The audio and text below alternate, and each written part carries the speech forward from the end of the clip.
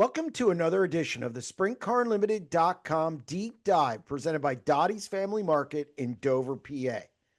Joining us on the show this week is Knoxville Raceway track prep ace, Chris Dunkin. Before we get to Chris, Dottie's Family Market in Dover, PA is your one-stop shop on the way to the races. They have fresh-made sandwiches and subs with all the fixins, perfect for a night at the racetrack. Dottie's has everything you need in one location, including a full-service deli, wide selection of groceries, and gas. If you're looking to sit down, head over to the Hive Coffee House and Cafe for a great sandwich. There's also a seasonal greenhouse on site, and coming soon, Dottie's Crab House, where you can dine in for fresh seafood and all-you-can-eat Maryland crabs. Head over to the corner of Canal and Bull Road in Dover, PA. Dottie's Family Market has you covered. Now here's Chris Dunkin. Chris, welcome to the deep dive. I appreciate you taking time out of what's going to be a busy couple weeks to join us on the show. Yeah, I appreciate you asking me to come on. You're right. Actually, when I get done with this, I'm heading up to the track. We've got a pretty good show this weekend on Saturday night, but the track's rented out tomorrow night, Friday.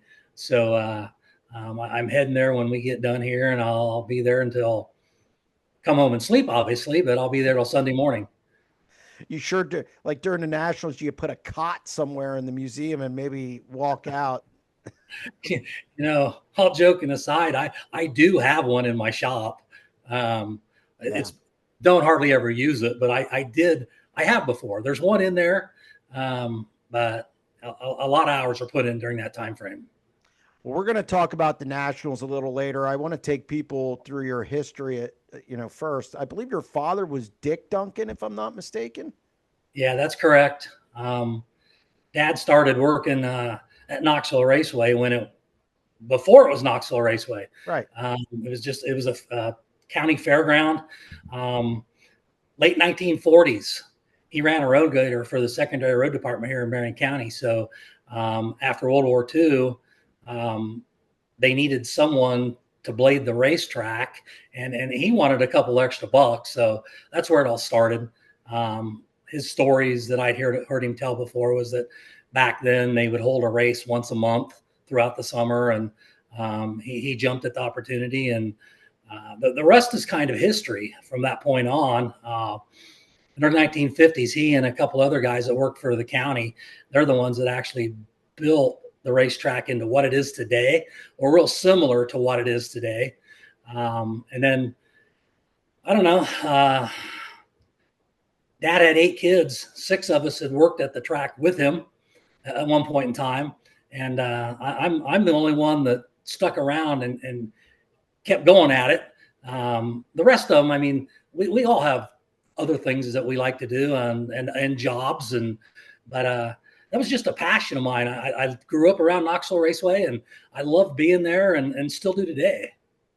Well, and I believe your father, then he took over as an assistant under a guy by the name of Ralph.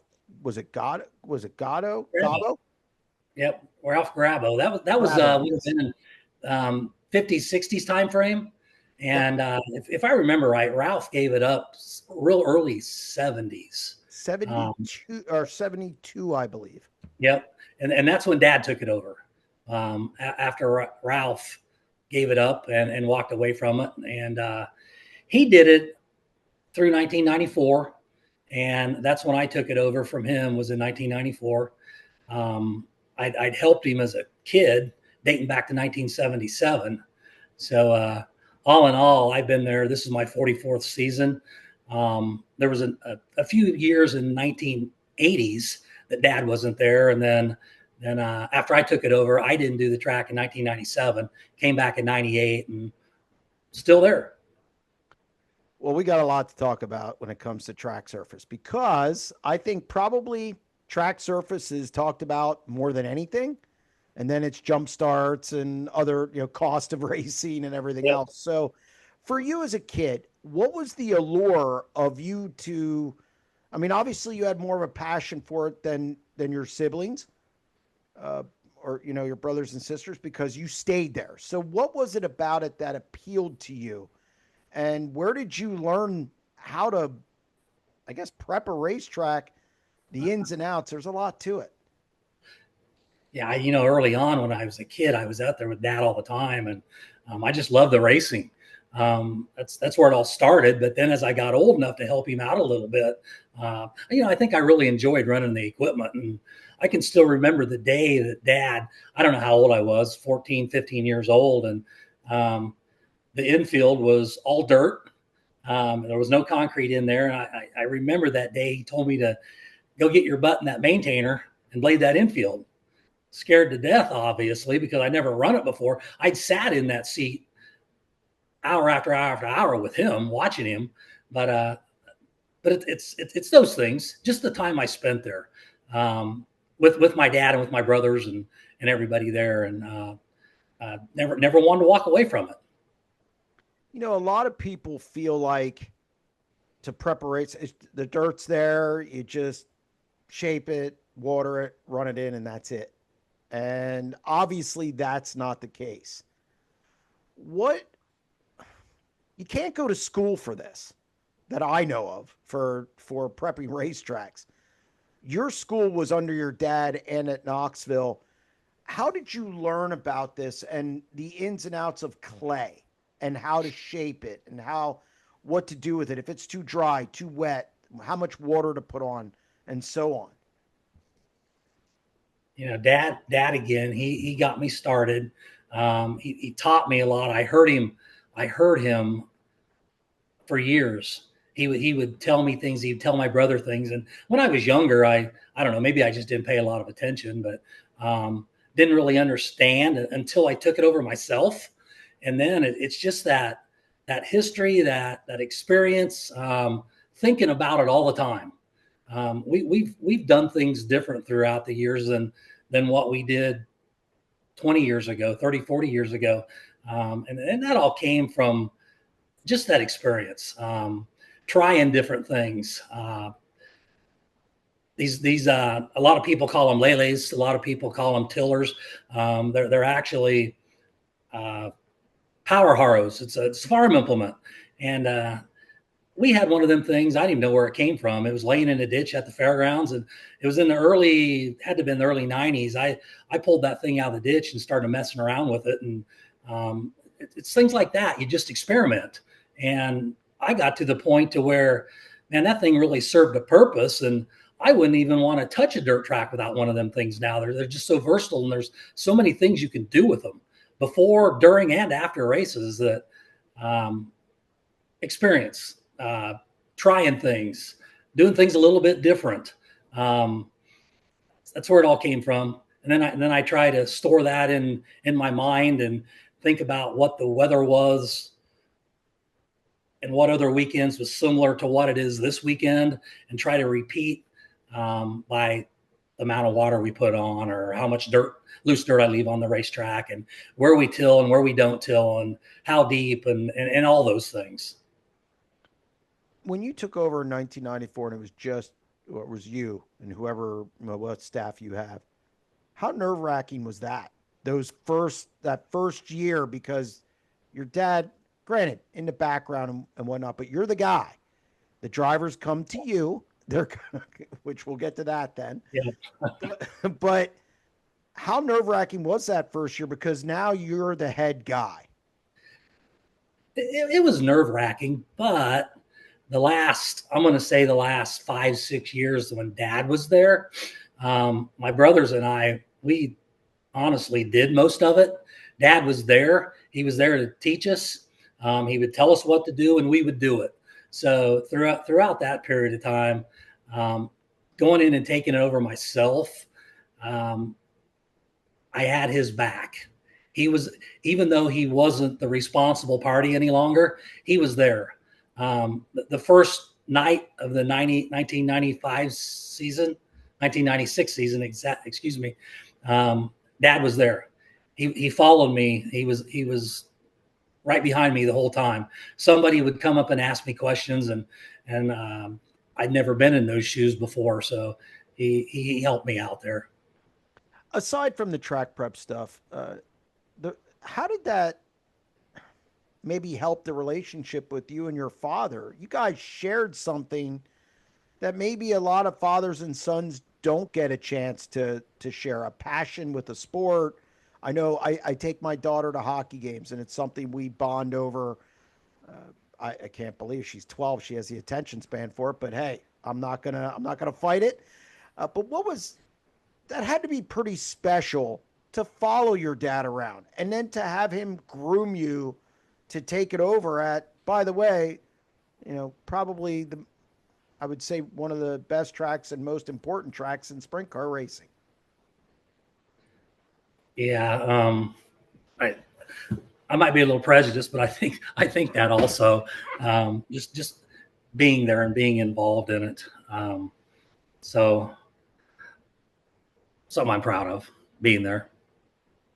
And that relationship with your father, did that just make you guys close, just as father son as well? It did. A lot of people have memories like you just mentioned, you and your daughter and hockey and what have you. Um, Dads playing football or baseball with their kids out in the yard. My memories of my dad was at the racetrack.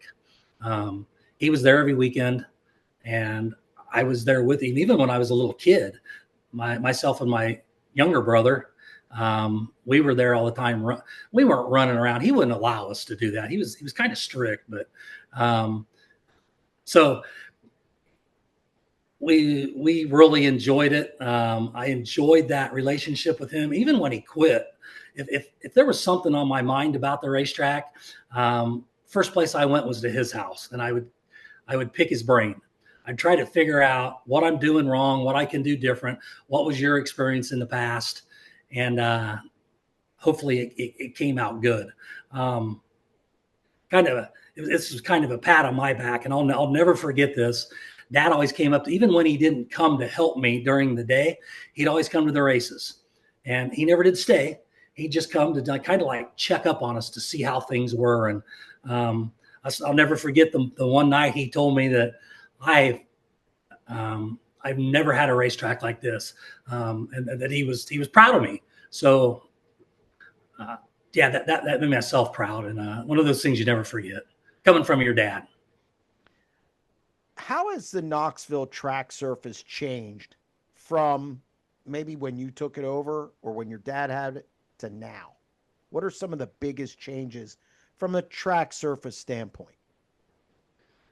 The dirt's definitely changed. The year that I took it over, we went out and got dirt off the farm southwest of Knoxville for the first time, and that dirt worked out really well. And we went back out there about every 4 years. We were putting dirt on the track. We went out there probably another 3 to 4 times, and until we couldn't any longer. So then I kind of piecemealed when we needed. I'd push dirt off the infield. I'd push it off the push-off lane, off on top of the berm out on the racetrack. We'd go outside the racetrack and bring that dirt back onto the track, because that's where it came from. But when all that ran dry to where I didn't have anything left, a year ago, we put new dirt on the track, and it didn't take long for me to realize, and all the race times to realize that it was different. In my world, it was different because it got harder than a rock. It widened out really fast, where in the past we tried to do things to get it to widen out faster. And I had to totally change my philosophy and try to stop it from widening out as fast as it did. What I kept hearing from the race drivers was it was like there was no traction like they used to have. It was slick. It was slicker than it used to be. So that's definitely the biggest thing. But as we lose dirt, we lose banking. The bottom, I can only go so low, or the water won't run into the drain. So as we lose it, and I continue to try to shape it so there's no high spots, low spots, whatever, we lose dirt from the top of the racetrack. So we lose that banking. Now, when we put dirt on there the fall of 23, we put more than we needed to, but I wanted to. So the bottom guardrail, we used to just build the dirt up to the bottom of that guardrail, but this time we kept hauling dirt until it was at least halfway up, or about another foot, which added more banking than what we had. And now we're starting to lose a little bit. It's our second season. That top side's starting to go down a little bit. So dirt moves, I guess. Every fall after that late model race that we have in September, Yep. I'll tear the racetrack up as deep as I could get it with a Scarifier on the blade, reshape the track because it loses some of its shape throughout the race season. So I'll reshape it. Everything's done by feeling, by hand. There's no GPS. There's no nothing. So is it a little bit different than it was last year? Yeah, maybe. Is it a little wider? Is it a little narrower? Maybe. Just last week, I had a guy tell me that hadn't been to Knoxville for a while that, man, them berms are sure higher than they're taller, higher than they used to be. And they probably are because a little bit ago, I mentioned that when I needed dirt on the racetrack, I was pushing it off the top of the berm, the push-off lane out on the racetrack, and it got fairly low. I bet there was times it wasn't a foot tall. Now it's probably 4 foot tall. Just due to the fact that when we hauled dirt in there, I built that back up to what it used to be. So because it's dirt changes, dirt moves. And that's probably the biggest thing is the dirt itself. When you talk about reshaping a racetrack in the fall, are you trying to get it back to a certain point, or are you doing different things to maybe make it different because you saw some things during the season you didn't like? Yeah, the track tends to lose its shape throughout the race season. Probably the biggest area is going into 1 and going into 3. We tend to lose a lot more dirt there. And then the track tends to get a little bit wider as the season goes on. This fall, when we reshape it, I'll measure, old school tape measure. I'll measure from the fence to the bottom of the racetrack. So we start off with about 65 feet wide, 65 feet wide. Throughout the race season, and the track tends to widen out because a couple different reasons. Not because of race cars, it's because of me and the guys that help me. We may run over the bottom of the berm and smash it, and then I have to blade the berm. And every time you lose a couple inches, and by the time the season's over, we might be as wide as 70 feet on the track. So in the fall, I try to widen that back out. We move dirt around so that it's even all the way around. Like right now, turns 1 and 3, we're starting to get down below that bottom guardrail just because that's where we lose our dirt. So I'll move dirt from the back chute in turn 2 into 1, and on the front chute and turn 4 over into 3 to build that back up to try to make it even in the same banking and the same level all the way around the track.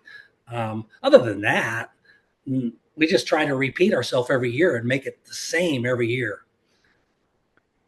What is the biggest misconception about track prep, whether it's fans, drivers, or both? Other than it's easy.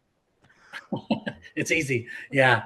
I think the amount of time that it takes, and then that might be coming from, I know race car owners, drivers, teams, they're at a lot of racetracks and they may see that, but I don't know the fans really realize how much time you put into preparing a racetrack and making it right, or doing the best job you possibly can.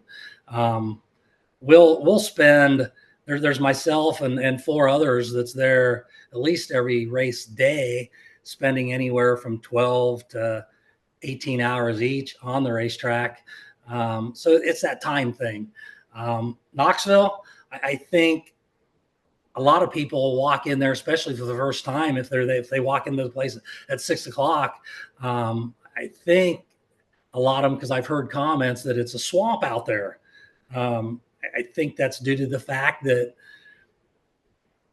my goal, there's many goals. One of my goals is to not touch the racetrack ever once the push trucks have rolled the track down and we started racing on it. It's always been my goal. Typically, I mean, years ago, we never touched the racetrack. And then I never used to know what rubber was and what it meant. But for some reason, and I don't know why, but it happens once in a while. So we may have to go out there and doctor the track up somewhere. But those goals that I have. You just don't know how many hours you put in on it. That and the water. I think the water is probably one of the other things, the amount of water that we put on it so that the track will last all night long. How many hours do you spend, okay, like going into a regular weekly show? How many nights are you at the track because you have a day job? No, How many nights are you at the track leading up to that? And how many hours do you think you spend on the track before race day even gets there? we spend a lot of hours in there. Typically, as soon as the frost is out of the ground. Typically in Iowa, it's sometime in March. We've been on the track as early as February if we had a real light winter.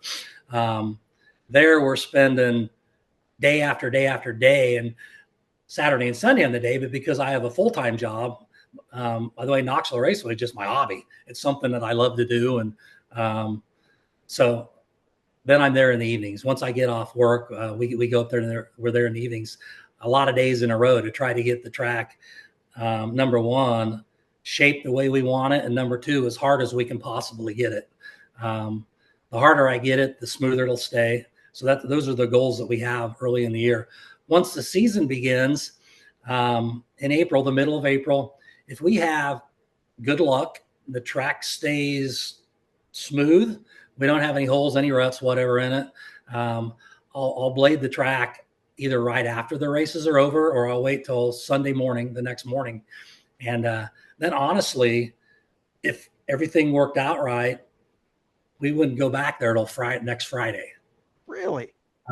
Friday afternoon, we'd start dumping water on it. And then we're there all day Saturday and Sunday morning. That's the norm. Now, there are times when there's parts of the racetrack that we want to work on. So those are the times that it puts us out there on a Monday, Tuesday, Wednesday night, whatever. But there's only time you can only, my opinion, you can only work on the racetrack when there's moisture in the ground. So we take advantage of rainfall because it takes us 8 hours, at least 8 hours to get the track wet one time. So just to get off work at 3:30 in the afternoon and go out there and dump water on it, it'd be dark by the time we got it wet. And then you go back to work the next day and dry out, and you just be repeating yourself. So Mother Nature's my friend there. When she puts a little bit of water on it, and just like today, it rained here this morning. So I'm going to go to the track and probably blade sheepfoot on a little while tonight. Otherwise, we would have been watering on it. So sometimes it's not a lot between. Sometimes it is. It depends. How about Nationals week? We're going to start Wednesday before the 360 National starts. And once it kicks off, we'll be there probably about 18 hours a day. Now I'll take Monday and Tuesday out of that. We race 3 days, 360 National, the Capitani Classic on Sunday. We'll go back on Monday and we'll work on the racetrack, probably 8 hours, then go home and have a little bit of time to rest. Then we'll go back Tuesday and we'll start prepping for the 410 Nationals, which starts on Wednesday. So other than them 2 days, it's probably at least 18 hours.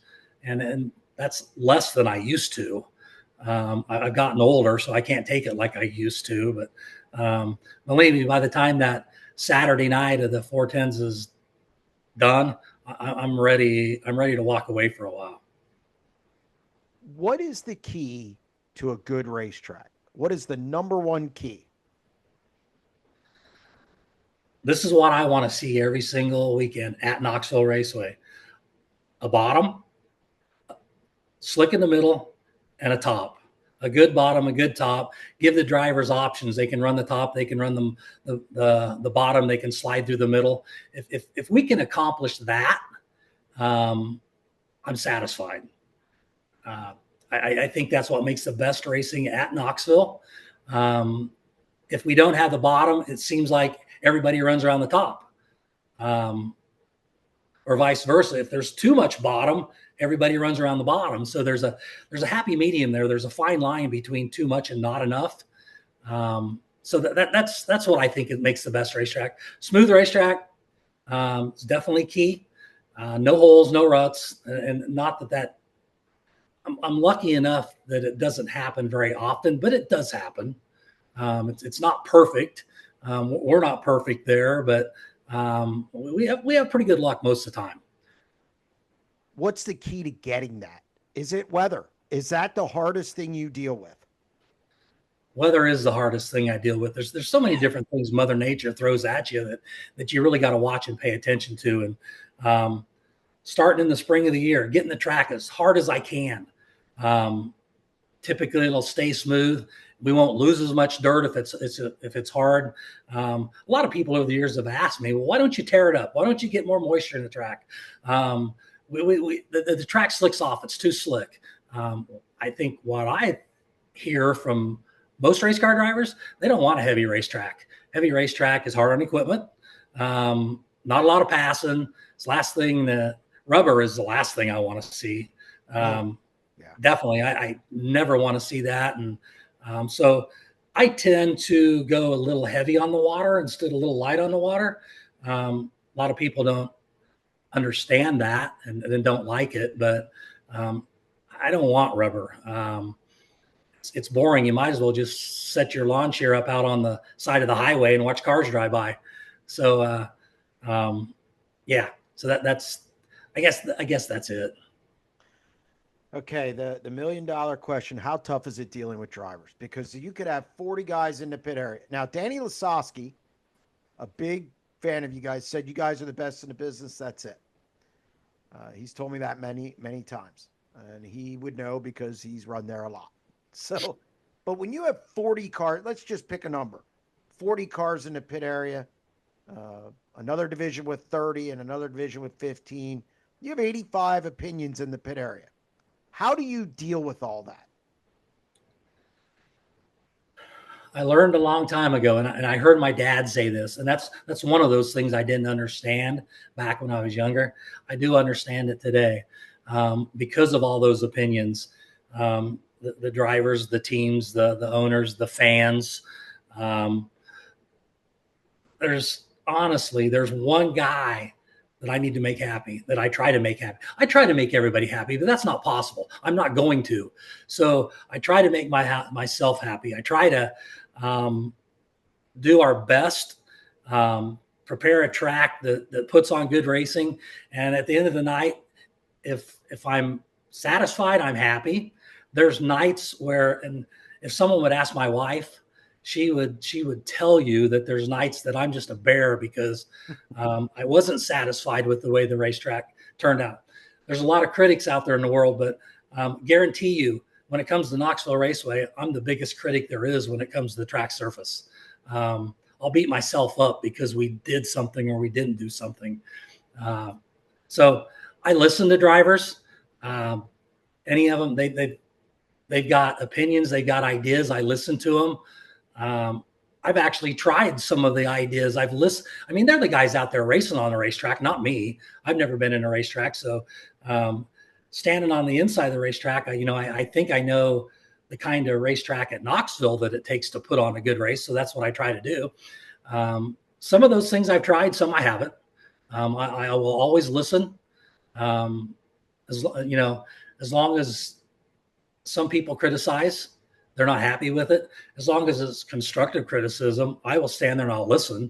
But if you come and holler and scream and swear at me, and that has happened. I was going to say, has that happened? Yeah, you're wasting your breath because I'm not going to listen to you. Constructive criticism is good. I've learned things from that. You mentioned Danny. Another one was Craig Delansky. When them guys raced at Knoxville full time every weekend, they were a couple guys that I learned to respect.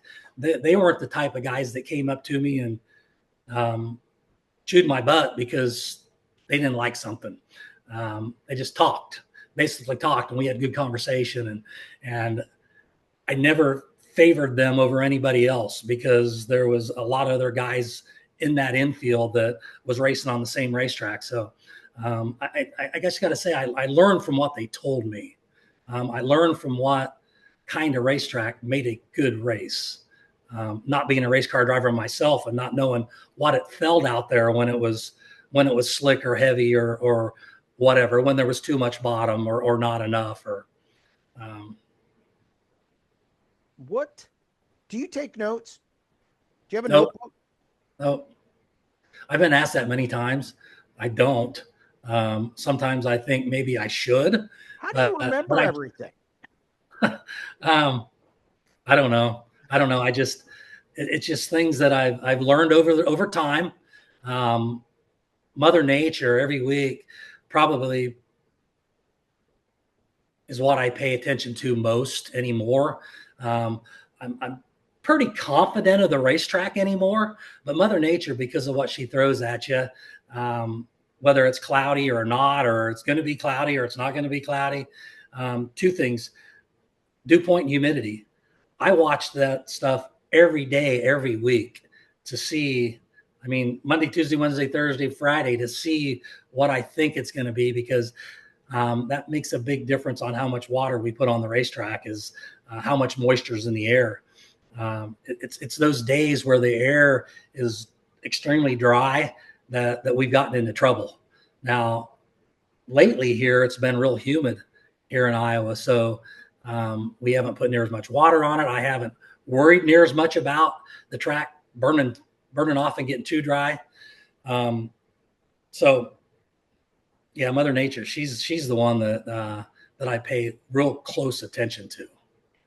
How many gallons of water do you think you put on in a given Friday, Saturday, getting ready for a weekly show? And then how much do you think you use during the Nationals? Weekly shows from week to week. If it's dry out, if we haven't had a lot of moisture, we'll put on 150,000 gallons easy. Wow. Like I said, on Fridays we go up there and we start at noon, 1 o'clock, and we water till dark. Sometimes with 2 water trucks, depending on how dry it is. But that's where we put the bulk of it on, is just getting the ground saturated. And then on Saturday we just kind of watch the weather, see how quick it dries, and just try to keep the top wet a little bit. But during the Nationals, first night, I mentioned I'm going to go up there on Wednesday night, and Wednesday afternoon, and we'll start prepping for next Thursday. Well, Wednesday's when we'll really saturate the ground, the racetrack. And then every day from that point on, the ground's already saturated. It doesn't have time to dry because we're racing day after day. Right. So I'm going to say we could put 100,000 on it on Wednesday, and on Thursday we might put 10,000 on it, just depending on what the weather's like. It could be cloudy and it doesn't dry out very much, so we don't put much on, and it could be the exact opposite. Sun may be bearing down on it, and it might be 100 degrees outside, and it's nonstop. So again, Mother Nature, she leads us in one direction or not. What surprises me, and I see it around here in Central PA, like if it rains, humidity and dew point make it difficult to run the track back in. So I thought that was a bad thing. For you, it's a good thing because it keeps moisture in the racetrack. Yeah, I like it. I mean, most people gripe about it being humid outside and it's hot, and granted, I get that, but I've been looking at the future forecast for the Nationals already, and looking at what they're predicting the weather's going to be, whether it's rain or whether it's not, and dew point and humidity. I'm looking at that stuff too already. Trying to, if they're telling me it's going to be dry, I'm trying to come up with a plan to combat that and get plenty of water in the racetrack. And in situations like that, I'm probably going to leave more loose dirt on the track versus not as much. When it's humid out, I won't leave a whole lot out there. It's that loose dirt that the cars push up the track from the time they take the first green flag to the checkered flag and the A-main flies that builds that cushion. And the more dirt I have out there, the taller the cushion's going to be. And I don't necessarily like that. Actually, I guess we haven't talked about this, but this year we've done it before, but it takes so much time. Knoxville, we get anywhere from 80 to 90 cars every Saturday night. And we try to push the show along so that people aren't still sitting in the stands at midnight. So we hardly ever touch the racetrack. But this year I just take the blade out there, and it'd take me 5 minutes and just cut the edge off the berm, pickups will come out and follow me around, and it might take 7-8 minutes and we're done with it. And it's been making a lot better race. I think race car drivers, a lot of them are more comfortable with running up top when that ledge isn't there. And our races have been awesome the last couple months here in Knoxville. So, but it's been humid too. I like it. Well, we're going to get to this year in a minute because your racing's been outstanding this year. And for a half mile, it's just, you don't always see that on a half mile. People now are really gravitating to to the shorter tracks, where you guys have still maintained just some really good racing. But it was a few years ago, you had some issues. I remember it, and I was out for the Nationals, and it was tough to pass. Then you had Lasowski say, well, they got their dirt in a different spot or whatever. There was all kinds of stuff going around. I don't know if you remember. It wasn't too long. It was like 2-3 years. They run together for me, so I apologize. But the racing just wasn't good. What happened with that, and what changes did you make, and how much sleepless time did you have over that? Because the Nationals is it. It's the biggest race in sprint car racing in the world. I feel it's the biggest dirt track race in the world, and I don't care what the division is. How difficult was it for you that week, having to listen to it, even though you hit it a lot of times over a lot of years? What happened there, and how difficult was that for you? Again, made this comment earlier that I'm my biggest critic, and I was not happy. When the track doesn't turn out like I want it to, I'm never happy. But I know the year you're talking about. I've got all winter after that race. I've got all winter to think about it. What we could have done different, and I do too. I think about that place all the time. I've been thinking about the Nationals from the day the first race car hit the track this year, thinking about what has happened every single week and what I need to do to make it a good racing surface for the Nationals. We're doing things a little bit different than we used to. And I don't know, I think a lot of people doesn't like it, but I mentioned we probably put more water on it when the first car hits the racetrack than most racetracks in the country. I don't go to many racetracks because I'm stuck in Knoxville, but watching them on pay-per-view or streaming, I see the racetracks, but I leave the bottom really wet. And the reason I leave the bottom really wet, and we didn't used to, is because that forces hot laps. No one's going to run down there in the bottom.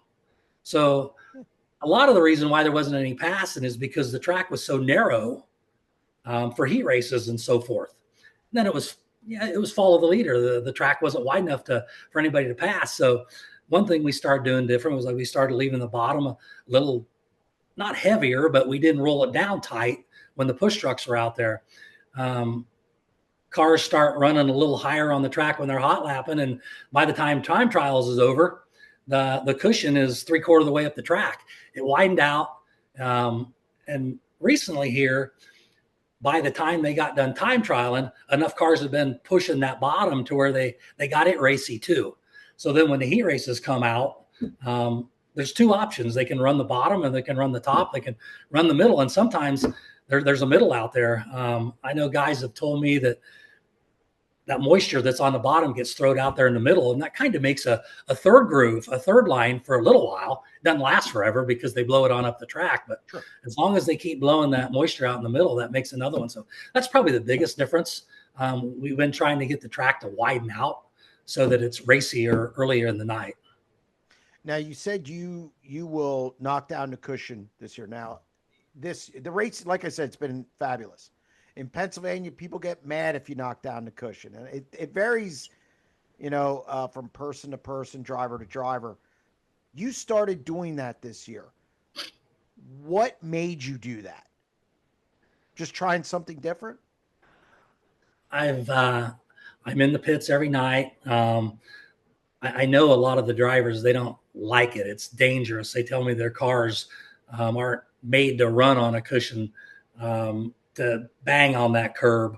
So I've wanted to for a while, but because we had 80, 90 race cars and it was effort every single weekend to try to get it done before midnight, by 10:30, by 11 o'clock or whatever.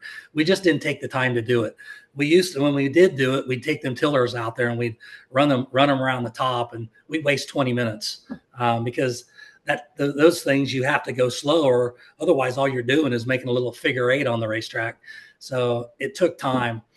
Probably the biggest reason why we didn't do it. But this year I jumped out there with the blade. It took me 5 minutes to go around it once. The push trucks are following me as I'm going around. We're done. It's virtually losing little time at all. So, and I think that's a big reason why it's made better racing. You know, you've been doing this a long time. It's hard for people to evolve and do something different when they've been doing the same thing for so long. Yet you're always evolving, trying different things. That's a trait that has to come from somewhere. Not everybody's like that. I see it in all walks of life. Where does that come from, where you are willing to try these new things after being there 44 or however many years? Yeah. Honestly, the manufacturing company that I work for, I've been there 42 years. So they're all about change. They insert it in your mind that change is good. And I've learned to believe that. At that company that I work at, if they conducted business today like they did 10 years ago, 20 years ago, 30 years ago, they'd probably be out of business. So change is a good thing. So that's what I'm looking for when I'm at the racetrack. When I'm standing in the pits, I'm not necessarily watching race cars. I am, but I'm watching more what that race car is doing on the racetrack, whether there's a high spot, a low spot, where there's a dip. I'm watching and seeing what the cars are doing while they're out there. And then if I need to make changes to make that better, I think that's what I need to do. I think it's part of my responsibility as the track prep guy at Knoxville, is to make it better. So if we need to change things up, we will. How much are you looking forward to this year's Nationals with how good things have been so far? And I've heard a bunch of positive feedback from drivers who've raced at Knoxville and how good the racing is there this year. How much are you looking forward to the Nationals, and how much pressure is it to deliver a good Nationals to drivers and fans? I'm always looking forward to it. I also believe, and again, maybe a little prejudice, but Knoxville Nationals is the dirt track race. We'll have 100 teams there, 25,000 people there, all the people watching it streaming. And I think that I honestly think it puts a lot of pressure on me to provide a track that's going to put on good races for all of these people. It's just not one or two, but I'm looking forward to it. Because, and I hope this, and I've been thinking this too, I hope because we've had some success this year that we can continue that right into the Nationals, and everything works out really well. Typically it does. I don't want to put my foot in my mouth, but cautiously optimistic. Yeah. We, I think it will. I have confidence that it will. Back to the humidity. I hope it's humid outside. It makes it easier on me. It's those one time our track that I'm aware of that it was really visible, being a fan or someone in the track laid rubber. I don't know. It was the second or third night of the year this year, and it laid rubber with I think there's 8 laps left in the A main, the 410 A main. So which was that a big deal? Probably not a huge deal, but I monitor dew point and humidity all the time, and I swear that I never seen it so dry that day. And going into that 410A feature, I would have bet money that it wouldn't have laid rubber, but it was just because the air was so dry and I didn't have that helping me keep moisture on the racetrack. So I definitely hope that we have some humidity come national time, which I think there will be. There typically is in August. in Iowa. This thing is such a moving target, prepping a racetrack. It's not easy. It's not easy. It's a moving target all the time with weather, car count, um, weather again. It's the second time. It's just, it's a difficult process. Explain that. I don't think people understand that. Definitely weather. We've talked about that a lot. Weather is best friend or it can be your worst enemy. Car count. You mentioned car count. I wish I knew how many cars was going to show up at the racetrack every single weekend.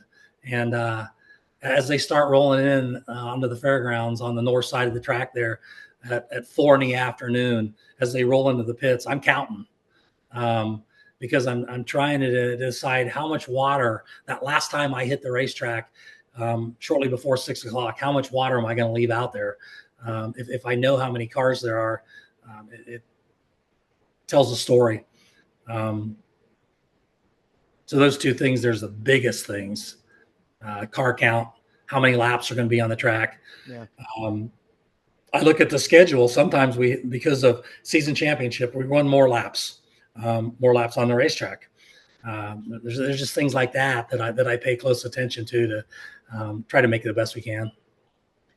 Do you get a lot of calls from other tracks across the country asking for advice? Other promoters, other track prep guys?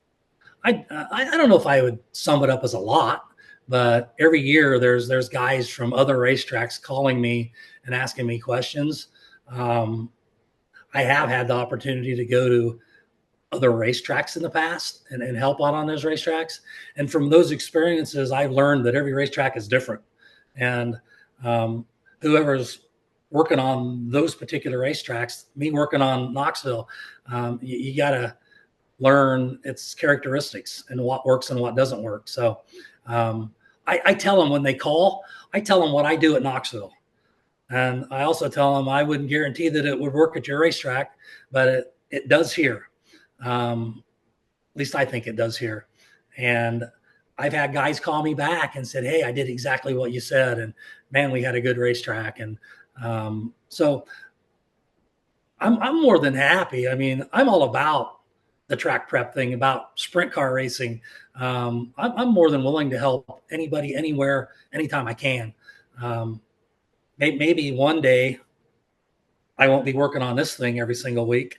But I think I got another 10 years left in me. So someday maybe I'll get the chance to go out to other places and maybe help out and do some things. When you watch on streaming, I assume you watch other races. Yeah. Do you kind of look at can you watch a race without looking at the racetrack? Because I can't watch any sporting event because I used to work at a daily newspaper. I cannot watch a football game. I can't watch anything without thinking about what I would write about. Are you that way watching another race at another track, looking at the track surface and what you would do or wouldn't do?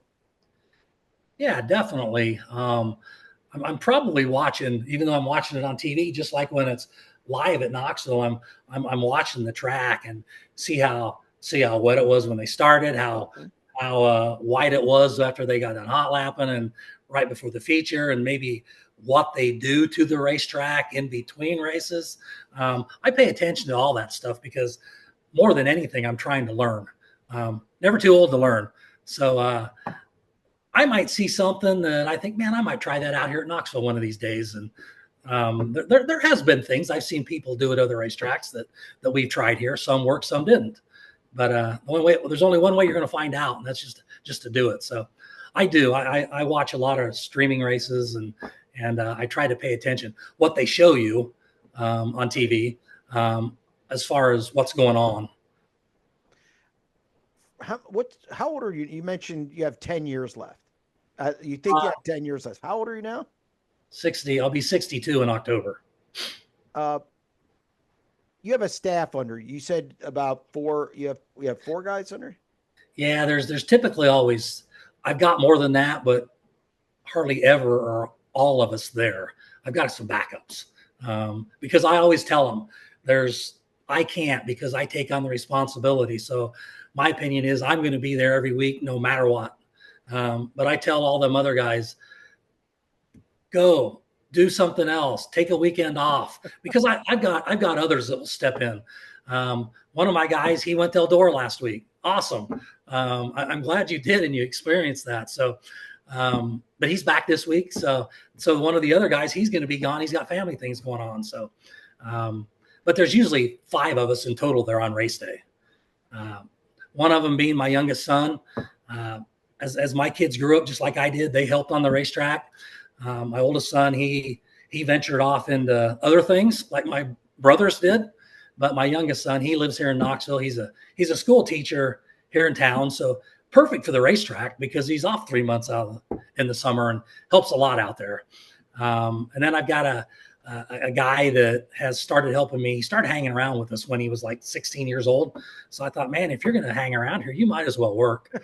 So I asked him if he wanted a job. Yeah, I want a job. And now he's 28, 29 years old. Still there, still passionate about the job, still reliable, there all the time. So I got a great group of guys helping me that are very reliable, and they've also learned a lot over the years. And would I be comfortable if I walked away and took a weekend off and left it to them? I wouldn't, because I wouldn't enjoy myself, because all I'd be thinking about is what they're doing and what happened and whatever. So it's not a, I'd have to say this. I haven't went to a lot of other racetrack, but my opinion is it's not a one-man show. I don't think one man can prep a racetrack and get it done the way it should be done. There's just too many things to do. What your family's been entrenched at Knoxville for, since your dad, late 40s, 54, when it became more of a weekly auto racing track. Do you think that continuity has helped Knoxville, where it's all you guys learning, doing kind of the same thing with some evolution, as we talked about? Do you think that's kind of been key? Do you feel that's been key to the success of Knoxville Raceway? I'd like to think so. The racetrack is the root of everything that goes on out there. And I'm proud of the fact that it started with my dad, and all my brothers, my whole family worked there. My kids have worked there. So yeah, I really do think so. I guess, yeah, simple answer. Yeah, I do think it is. I think it has. Now, and you're already, when you walk away, is your son going to take over your spot? Does this keep going? I don't know. I mentioned he was a school teacher, but he's also the high school football coach here. And his passion, his passion is football. So once the Nationals ends, we have the late model deal. He doesn't set foot on the fairgrounds there because football's on. Sure. Now, is he going to move away from that and then just concentrate on the racetrack? It would be really cool if he did. I can't say that I know that he would, because of football, but it would be cool if he did, because our family now dates back to the late 1940s when race cars first hit the racetrack on a weekly basis, or then it was a monthly basis, from what I understand. Either way, you're going to do what your dad did and groom the next person. Yeah, I do have confidence, whether it's Matt, my son, Brad. I know Brad's the kid that started hanging around when he was 16, still there. He's in his late 20s. He works for the secondary road department here in Marion County. So every day he gets that experience of running equipment, different pieces of equipment. I know for a fact that he would love to take that over someday. He talks about it. He talks about the day I walk away, and he wants to do it. And I think that'd be a good choice because of the experience he's had there and the things he's learned there. Is it important that you know how to run that equipment, as instead of just telling people what to do? Because you mentioned he runs that equipment. Yeah. You ran that equipment, saw your dad did it, learned how to do it. Do you have to be able to run that equipment to be a track prep guy or an effective track prep guy? Yeah, I think it depends on the piece of equipment we're talking about. Um, my opinion is the most instrumental part of track prep is the road grader. Brad, he runs the road grader for Marion County, so he'll get one of the blades here at the racetrack, and he's learning. It's different blading the gravel road than it is a racetrack, but he's learning, and I tell him things that I think he should do differently. My son used to run it, but he was, I think he was always so scared that he was going to cut a hole in it somewhere that he kind of scared himself and walked away from that part of it. But definitely the blade is, I think, very instrumental. You really need to have a good feel of that machine and what it's doing and what it sounds like. And you're really using all your senses when you're running one of those things. I mentioned earlier, no GPS. It's all feel and eyesight. I don't think GPS is a good thing on a racetrack because the dirt's moving all the time. Little story, I went to another racetrack helping out, and I was in one blade without a GPS. Another guy was in a blade with a GPS, and going down the back chute, I was cutting dirt and he wasn't. So I asked him, I said, why aren't you cutting anything down back chute? And he said, because the GPS is raising the blade up. So there's nothing to cut. Well, that happens every weekend on a racetrack. It's not like GPS is great for grade in a parking lot and road or whatever. That's never going to change. But dirt tracks change constantly. So I told him I'd throw that GPS away. I wouldn't use it. Other equipment, those tillers. Saturday, we kind of got a routine. We want to put the push trucks on the track at 6 o'clock. So kind of our routine is we got two of those tillers. I've got one of my buddies we were classmates in school. He's hung out at the racetrack with me all these years. He actually raced a few years back in the 90s, but found out that was too expensive. So he came back to track prep. But I've told him over the years what I want done at 4 o'clock. So he and we till the top, we till the bottom. No one else does that. Brad usually does most of the watering because I've showed him what I wanted, and he's learned and he's picked things up. So some machines more than other, but you definitely need to, even watering. It's more than just going out there and dumping water on the racetrack. I mentioned leaving loose dirt on the racetrack. Well, you don't want to, my opinion is you don't want to smash all that loose dirt down because that's what's holding the moisture on the track. If you smash it, the water is just going to run to the bottom. That's just one little thing. Depending on the way the racetrack lays, Knoxville, if we put the same amount of water on turn 3 and 4 as we did on turn 1 and 2, typically it lays east and west. 1 and 2 is taking the brunt of the sun, plus the wind is typically out of the west, southwest, northwest, blowing into one of those corners. So there you got a double whammy. You got the sun and the wind drying it. And then on the other side of the racetrack, turn 3 and 4, the sun's starting to go down. The track is sloped away from the sun. And then you got the high fence at Knoxville that's shading it. So as the day progresses, we got to do things different on different parts of the racetrack. Historically, turn 4, I don't know why, but if we put the same amount of water on turn 4 as we did the other 3 corners, it never would widen out near as quick as it does anywhere else. So that all comes with running that machinery, knowing those things and thinking about it when you're out there on the track making those laps. I don't know how you don't take notes because I can never remember all that. You not only do you have humidity, you have rain, sun, you have what part of the track is hit at what times during the day by the sun, the wind direction, dew point. You have all this stuff. I couldn't remember any of it. I don't know. I try to. I'm not going to say that, I might be blading the racetrack and there's a soft spot. Well, where there's a soft spot, you tend to lift the blade up because it's soft. The machine is going to sink a little bit in that soft spot. Well, if the machine sinks, the blade's going to sink, and then you have a low spot. Then you have a dip. And there's times when I've been going along dreaming about something. You're driving around there the whole 7 mile an hour with plenty of time to think. So I get by it and I think, dang it. So then I got to back up, push dirt in there. Then we got to sheet foot it in to make sure that that's level with the rest of it, so you don't have those dips. And so not perfect. I'm far from being perfect, but I try. I try to think of all those different scenarios that could affect the racetrack either direction, positively or negatively. Well, you do a great job.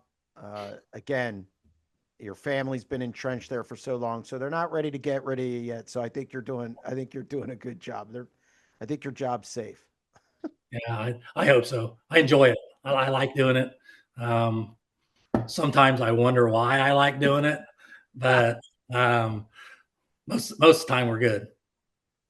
Well, again, I appreciate you taking time out of what is going to become a really busy schedule here.